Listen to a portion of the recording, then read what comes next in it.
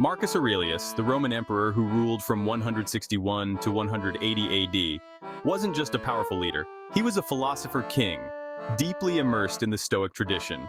In his personal writings, known as Meditations, Aurelius left behind a treasure trove of wisdom, reflections on life, death, and the pursuit of virtue. These weren't grand pronouncements from on high, but intimate dialogues with himself, grappling with the human condition. In this video, we'll delve into 5 key lessons from Marcus Aurelius's Meditations' timeless insights that remain startlingly relevant even today. The Stoics were acutely aware of the impermanence of life. Everything changes, nothing stays still, and this reality, rather than leading to despair, can be a source of profound liberation. Marcus Aurelius reminds us that to live in accordance with nature is to accept this constant flux, this ebb and flow of existence. Death, then, is not an anomaly, but a natural part of this cycle, the twin brother of birth. Now you might ask, how does this awareness of death help us live better? Well, it injects a sense of urgency into our lives. Knowing that our time is finite, that the clock is ticking, can jolt us out of complacency. It compels us to ask ourselves, what truly matters? What kind of mark do I want to leave on the world? See, it's easy to get caught up in the trivial, to waste precious hours on things that ultimately hold no meaning. But when we remember our mortality, we're more likely to prioritize what truly counts, pursuing meaningful work, cultivating deep relationships, and striving to become the best versions of ourselves. This doesn't mean living in fear of death, constantly looking over our shoulders. No, it's about embracing the present moment, squeezing the marrow out of life, knowing that every breath, every interaction is a gift. Think of it like this. Imagine you were given a finite number of days to live. Would you spend them worrying about things you can't control? Or would you focus on what brings you joy, what connects you to something larger than yourself? The Stoics believed that true freedom comes from accepting what we cannot change and focusing our energies on what we can. We can't control the length of our lives, but we can control how we live them. We can choose to live with intention, with courage, with a deep appreciation for the precious and fleeting nature of existence. So, let the awareness of your mortality be a guiding star, a reminder to live fully, to love deeply, and to leave the world a little better than you found it. Now, one of the cornerstones of Stoic philosophy, and something that Marcus Aurelius emphasizes repeatedly, is the power of the rational mind. See, for the Stoics, the world is a complex place, full of chaos and unpredictable events. But amidst this turmoil, there's one thing we can control: our own minds. We can't always choose what happens to us, but we can choose how we interpret those events. We can choose our responses. We can choose whether to react with anger, fear, or with reason and calm deliberation. This doesn't mean suppressing our emotions. The Stoics weren't advocating for some kind of cold, emotionless existence. No, it's about recognizing that our emotions, while powerful, can sometimes lead us astray. They can cloud our judgment and lead us to make decisions we later regret. The rational mind, according to Marcus Aurelius, is our greatest weapon in navigating the challenges of life. It allows us to step back from the immediacy of our emotions, to see things from a broader perspective, and to choose the most virtuous path forward. And this is where the will comes in. It's not enough to simply understand the principles of Stoicism. We must actively apply them in our daily lives. We must cultivate our will, train it like a muscle, so that we can resist the temptations of instant gratification and stay true to our values even when faced with adversity. Think of it like this. Imagine you're an archer aiming for a target. The target represents your goals, your values, the life you want to live. The bow is your will, your determination to stay the course. And the arrows? Well, those are your actions, your daily choices. Now, just like an archer needs a steady hand and a clear eye to hit the target, we need a strong will and a disciplined mind to align our actions with our values. It takes practice, it takes effort, but the rewards are immeasurable.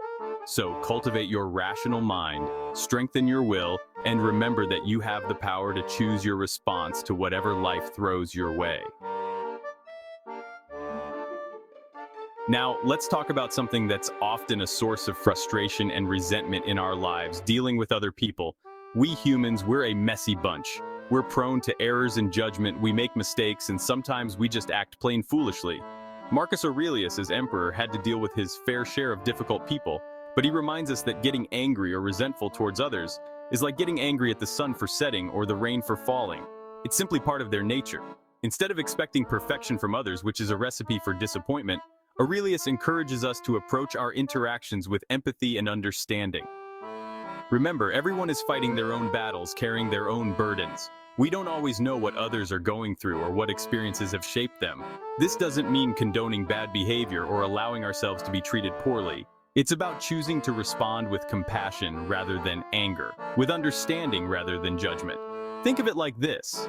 Imagine you're walking through a forest and you come across a thorny bush. You wouldn't get angry at the bush for having thorns. It's simply in its nature. You would simply navigate around it and continue on your way. Similarly, when dealing with difficult people, we can choose to see their flaws as part of their nature and find ways to interact with them without letting their negativity poison our own hearts. Remember, we can only control our own actions and reactions. We can't control how others behave, but we can choose how we respond. We can choose to be a source of kindness and understanding in a world that often feels harsh and unforgiving. So the next time you find yourself getting frustrated with someone, take a deep breath. Remember Marcus Aurelius' words and choose to respond with empathy and grace. Our modern world is obsessed with pleasure and fame. We're bombarded with messages telling us that happiness lies in acquiring more things, achieving external validation, and chasing fleeting moments of pleasure. But Marcus Aurelius offers a different perspective. He reminds us that true fulfillment doesn't come from external validation, but from living a virtuous life. See, the pursuit of pleasure is a bottomless pit. There's always another desire to fulfill, another craving to satisfy. And the problem with chasing pleasure is that it's fleeting. It fades quickly, leaving us feeling empty and wanting more. Fame, too, is a fickle mistress. It's often based on the opinions of others, on things that are ultimately outside of our control.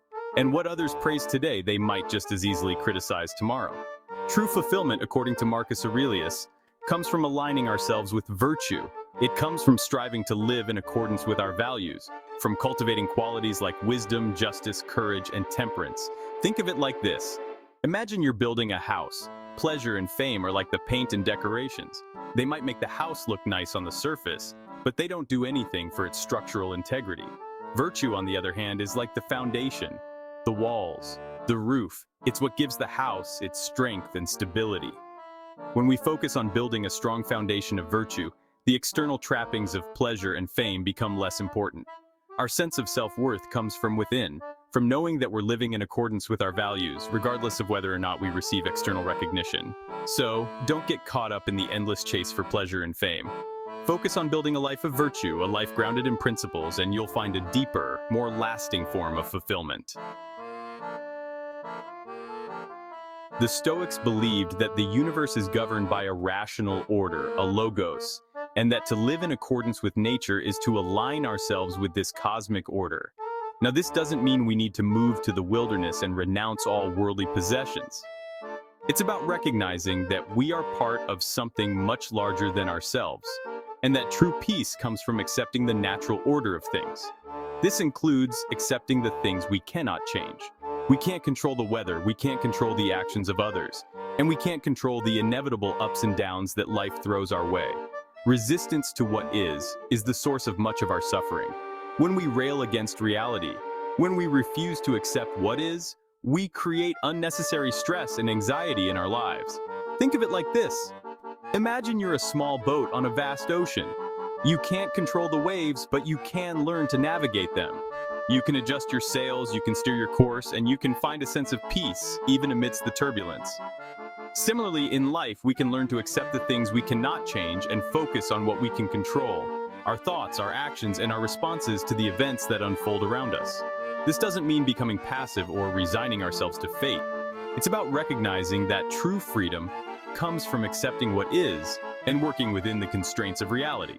So embrace the present moment, accept the things you cannot change, and focus on living in accordance with nature. Find joy in the simple things, appreciate the beauty around you, and remember that you are part of something vast and interconnected. Marcus Aurelius' meditations offer us not just philosophical musings, but practical guidance on how to live a more meaningful and fulfilling life. These 5 principles, though rooted in ancient Stoicism, resonate deeply in our modern context. By embracing change, cultivating our rational minds, approaching others with empathy, seeking virtue over fleeting pleasures, and living in harmony with nature, we can navigate the challenges of our time with greater resilience, purpose, and peace. Thank you for joining me on this exploration of Stoic wisdom. If you found these insights valuable, please consider liking this video, subscribing to the channel for more content like this, and leaving a comment below sharing your thoughts.